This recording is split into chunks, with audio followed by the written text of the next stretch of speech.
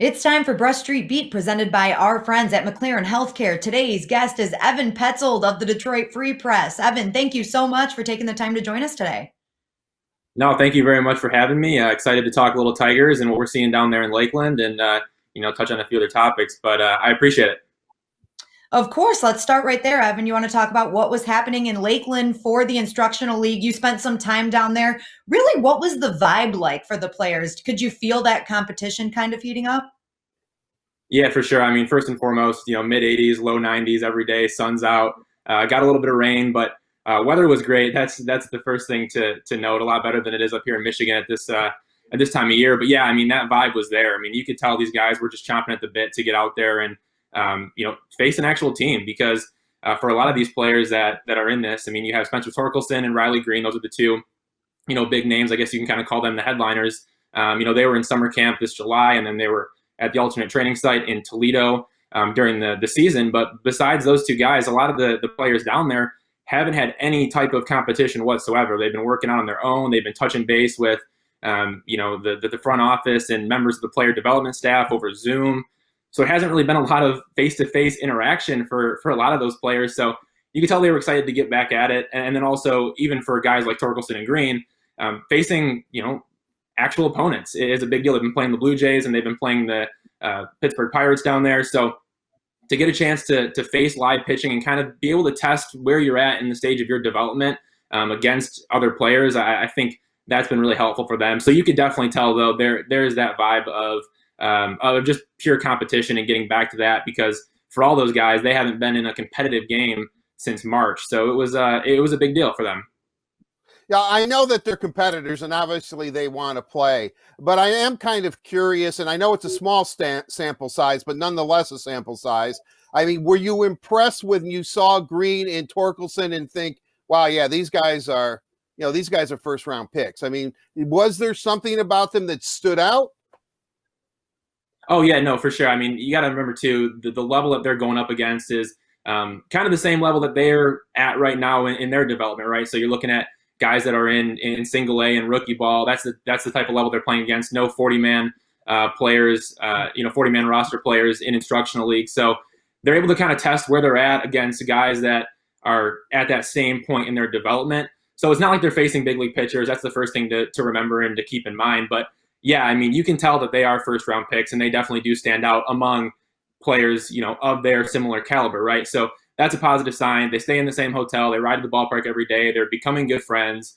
Since Torkelson was drafted in June, they've grown really close, bonded in summer camp and at the alternate site in Toledo there in August and September. But yeah, I mean, you can just tell the approach at the plate is so much more advanced than a lot of those guys down there. And, a player like Gage Workman, drafted in the fourth round, he's been a surprise. I think he's able to, have some of those instincts at shortstop that you like to see, and then obviously battling it at bats is good too. But the focus point really needs to be on, Green and Torkelson, what they're able to do. Torkelson, if he's not getting hits, he's drawing walks. That's a good sign. Shows he has knowledge for the strike zone, even at this level. So yeah, I mean, you're not facing MLB, competition like he was in summer camp, where maybe you could say he struggled a little bit, but you kind of get an idea of where he's at compared to where, I guess, guys that are at the same level as him are at, and he's advanced. That's a positive to see. I think third base too, doesn't look entirely comfortable yet, but that's obviously to be expected. He hasn't had much in-game experience at third base, hasn't gotten a lot of ground balls. He said, listen, give me some more reps and I'll be all right. He feels like he's at an 8 out of 10, whereas at first base, he feels like he's a 10 out of 10. That's kind of how he described it. And then going back to Green, though, swing is balanced, mechanics really smooth. Carries himself just by the way he walks and talks like an MLB player rather than just some newcomer. So I think he knows how good he is and knows how good he can become as well. And I think there's a lot of value in that. And I'd say the same for Torkelson. Yesterday, we heard from Spencer Torkelson along with Cody Clemens, and he had an interesting experience during the offseason playing in Texas a little bit against some former MLB stars and some AAA, AA guys. What was that experience like? Because to be honest with you, I didn't know too much about it when he started talking about where he played when he was addressing the media yesterday. So what do you think that experience has done for him, and how did he look in Lakeland? Well, it just gives them, added reps, right? Because you're not getting that if you're just sitting at home and going through drills and workouts. You look at different guys that were drafted this year, just, to throw those out as an example. I mean, Trey Cruz and Gage Workman and Daniel Cabrera, Colt Keith, those were, some of the draft picks there that weren't at the alternate site or in summer camp. And like I said before, they were just doing Zoom calls and working out on their own and trying to, do their best to just, stay fit and keep in shape and try to develop in their own way. But, Cody Clemens goes in and he plays indie ball in Texas and he's getting reps, he's getting at-bats. And I think that just being able to get those at-bats is huge. You're basically, instead of losing what is essentially a summer of in-game development, you're getting that back by doing that. So I think there was I think that was a smart play on his part to go out there and just get reps and play. And I know, the bat is something that he's still trying to discover. He looked pretty good in instructional league. He did a good job of beating the shift a couple times. I think that's something that he's focusing on a little bit more, is just being able to be more versatile with his bat and, kind of allow that to help expand his game. He looks better defensively as well. Just more sound in general, looks more confident. So I think this could be a big year for him. And in the minors, if we do see a minor league season, is to keep an eye on him. I think there's something there. And obviously with the name that he has, it just kind of seems like, he's destined to make it up at some point. So. Yeah, what was it? Wasn't his father? I mean, what was it? The Constellation Energy League, and wasn't his dad like the manager of the team? A bunch of Texans just getting together and deciding to form their own baseball league for a while. I mean, where did these players come from? Do we know anything about it? Were these just guys that they just recruited off the street? I mean, it was a legitimate league, right? Right, Evan? Yeah, no, I mean, it was a legitimate league, just guys that were looking to play. I mean, his dad was there. Some of his brothers as well, and just that's kind of that rich baseball family getting together, and obviously it's in the bloodlines there. So they love their baseball and they want to get out there and play. And other guys were feeling the same way. They didn't want to lose that that year of development. So figured find a league and play, and they started up that league there and able to get it going. So I guess good on them for trying to figure out a way to make it work in the middle of a pandemic. Probably couldn't have been the easiest thing to do. So. Yeah, it was crazy. Like I said, I didn't know much about this league until Cody started talking about it yesterday. So it was kind of fun to do some research on it, and good for him. I think that, like you said, a smart decision to get some reps and be playing some actual baseball. Evan, one other thing I want to ask you about is the Tigers' managerial search. They need a manager coming up this season. And I want to know, I mean, you were down at Instructional League, and there have been some rumblings about who the Tigers have interviewed and who they are leaning towards hiring. Is there anybody that you think specifically would be really fit for the job? Yeah, well, just first and foremost, reports have kind of told us that these people have interviewed Los Angeles Dodgers first base coach George Lombard, New York Yankees hitting coach Marcus Thames, Kansas City Royals bench coach Pedro Grifol, and Pittsburgh Pirates bench coach Don Kelly. Those reports coming from MLB.com and The Athletic. And those are kind of that group right now. But the big two to look at, AJ Hinch and Alex Cora. Al Avila has confirmed that both are in the mix for the job, but we know they can't be contacted until after the World Series ends because of their involvement in the 2017 Houston Astros sign-stealing scandal.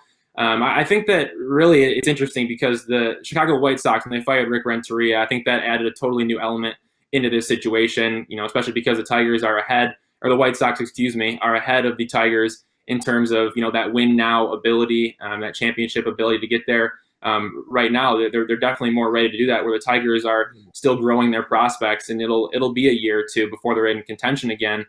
So I think it might make, sense for Cora maybe to go to the Red Sox, and the White Sox might get the first pick over the Tigers. And does that mean that Hinch goes to the White Sox? Maybe. I mean, that's a lot of speculation. But I think if Avila was planning to go with Hinch or Cora, he might now be left without them if the White Sox and the Red Sox each take one. There's a lot of just, a lot of stuff up in the air right now, especially because those guys, you can't speak to them yet until the World Series is over. But I think AJ Hinch makes sense. I mean, he's a guy who's been involved in player development. He's been involved in the minor leagues. He's, been involved as a manager, and he's won a World Series. And I think that's kind of the big thing that you want there. Avila has made it clear that he wants someone with, coaching or managerial experience. So most of his candidates are obviously going to fit that mold. But he also said it's important to be able to communicate with the player development department, the analytical department, and the front office, and have that combined conversation. I think that's so important in today's game. I think if you have a manager that's a blend of young and old and can really mix different personalities,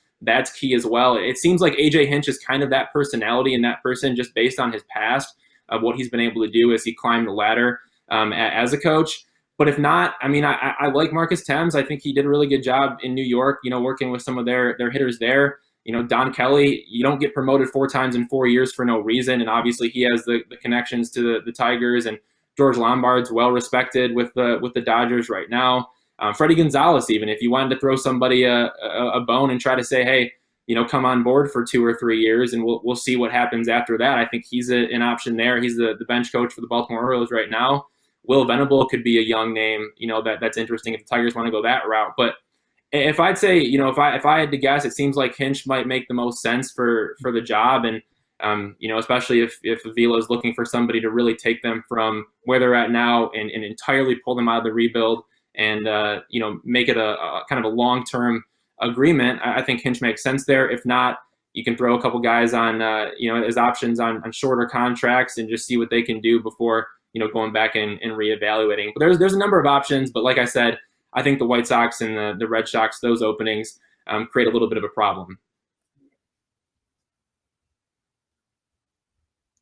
Definitely, Evan. Thank you so much for taking the time to join us. We'll have to have you back once the Tigers do make that managerial hire and talk a little bit about what the future is going to look like here in Detroit. Again, thank you for joining us. We really appreciate it. And a big thank you to McLaren Health Care for presenting Brush Street Beat right here on the Word on Woodward.